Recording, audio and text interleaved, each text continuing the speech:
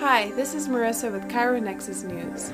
Headache is a common pain symptom, and a recent study shows that chiropractic can alleviate certain kinds of headaches.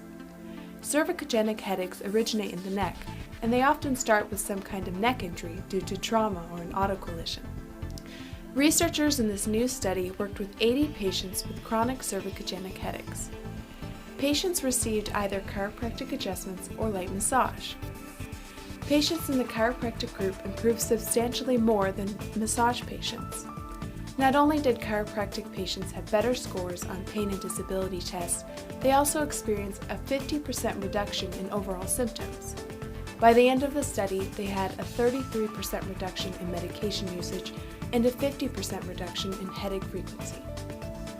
Chiropractic restores the normal flexibility and function of the spine to relieve cervicogenic head pain. If you're suffering from headache, chiropractic can be a safe and effective way to treat pain and improve your health. To learn more about natural headache relief, call our office today